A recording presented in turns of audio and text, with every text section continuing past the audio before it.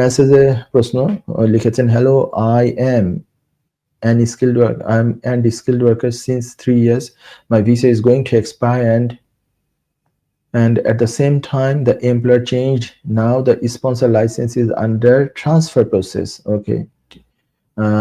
So I have to wait for new license. I am on chef occupation code that's making my course allocation request some difficulties. Now solicitor is saying not to worry, they can apply without course and do biometric later after getting course. So what if my new employer don't get new license before my visa expires? যেটা বলা হচ্ছে যে কস ছাড়াও extension অ্যাপ্লিকেশনের জন্য হয়তো apply করা যাবে, সেক্ষেত্রে কিন্তু এমপ্লয়ারের অন্তত স্পন্সর লাইসেন্স যদি থাকে, কারণ ওই লাইসেন্সের নাম্বারটা অন্তত পক্ষে দিতে হয় অ্যাপ্লিকেশন ফর্মে ওই লাইসেন্স নাম্বারটা দিতে হয়, কস নাম্বার দেওয়ার স্কোপ অ্যাপ্লিকেশন ফর্মে নাই। আর যদি অ্যাপ্লিকেশন দুই ভাবে করা যায়, একটা হচ্ছে অ্যাপের মাধ্যমে করা যায়, আরেকটা করা যায় হচ্ছে ওয়েবের মাধ্যমে। অ্যাপের মাধ্যমে যদি কেউ করে স্কিলড ওয়ার্কারের ভিসা অ্যাপ্লিকেশন অথবা এক্সটেনশন অ্যাপ্লিকেশন, তাহলে কিন্তু আলাদা করে বায়োমেট্রিক বুকিং দেওয়ারও স্কোপ নাই। তাহলে তারা কিন্তু যে কোনো সময় ডিসিশন নিয়ে নিতে পারে এবং নেগেটিভ ডিসিশন হবে এই ক্ষেত্রে, কারণ তার তো কসই নাই। আর যদি ওয়েবের মাধ্যমে করে, এন্টায়ারলি ওয়েবের মাধ্যমে করে, অ্যাপের মাধ্যমে সেই প্রথম যে মানে পার্টটা, সেই পার্টটা অ্যাপের মাধ্যমে না করে টোটালটাই ওয়েবের মাধ্যমে যদি করে, সেক্ষেত্রে হচ্ছে তাকে ওই বায়োমেট্রিক বুকিং দেওয়া লাগে। তো সেই বুকিংটা একটু ডিলে করে দেওয়ানো যায়, সেটার স্কোপ আছে, হয়তো 1-1.5 মাস বা 2 মাস 3-2.5 মাস পর্যন্ত সর্বোচ্চ ডিলে করানো যেতে পারে। এই সময়ের মধ্যে আপনার হাতে কিন্তু কস্ট আসতেই হবে। এই সময়ের মধ্যে যদি কস্টটা মানে কোম্পানি যদি কস্ট না পায় বা অ্যাসাইন করতে না পারে, তাহলে কিন্তু পরবর্তীতে বায়োমেট্রিক দেওয়ার পরে কিন্তু যেহেতু আপনি কস্ট দেন না, এটা রিফিউজ হয়ে যাবে কিন্তু অ্যাপ্লিকেশন, এবং এটা মানে রিফিউজ না, এটা রিজেক্ট হয়ে যাবে। রিফিউজ আর রিজেক্টের মধ্যে তফাৎ আছে। স্কিলড ওয়ার্কার এই ক্ষেত্রে রিজেক্ট হয়ে যাবে। রিজেক্ট হলে কিন্তু আপনি অ্যাডমিন রিভিউ এর রাইটটা পর্যন্ত পাবেন না। ঠিক আছে?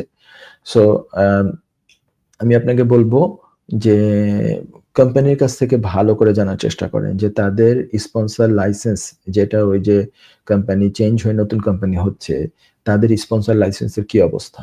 তারা তো প্রায়োরিটি সার্ভিসও নিতে পারে। প্রায়োরিটি সার্ভিস মানে হচ্ছে যে 500 পাউন্ড বেশি দিয়ে করতে হয়, সেটা 14 দিনের ভিতরে সাধারণত ডিসিশন দেয়। যদি নাও দেয় তাহলে হচ্ছে যে অবশ্য নরমালে চলে যায়, তখন স্ট্যান্ডার্ড সার্ভিসে চলে যায়, ডিজিটাল কমপ্লায়েন্স চেক নেয়।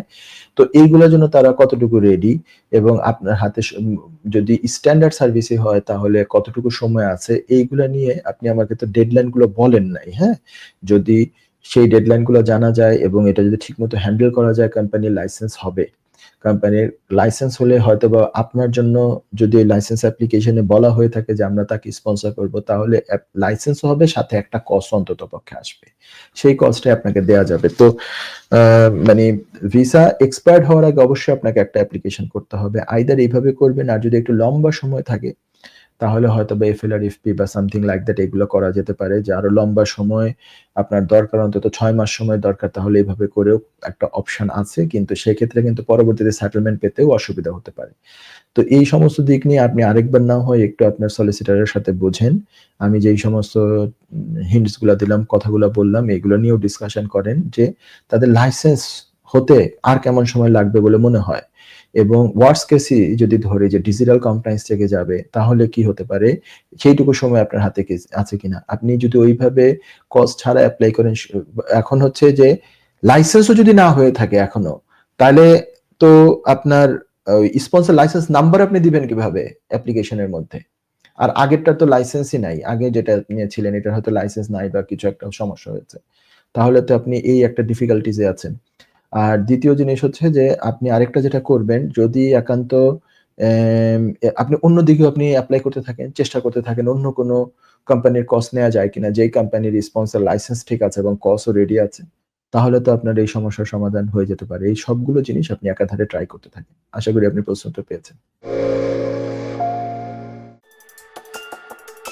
যুক্তরাজ্যের ভিজিটর ভিসা নিয়ে দুশ্চিন্তা? আপনার আত্মীয় বা বন্ধুর ইউকে ভিজিটর ভিসা রিফিউজড হয়েছে? আপনি কি জানেন হোম অফিসের এই সিদ্ধান্তের বিরুদ্ধে জুডিশিয়াল রিভিউ করা যেতে পারে?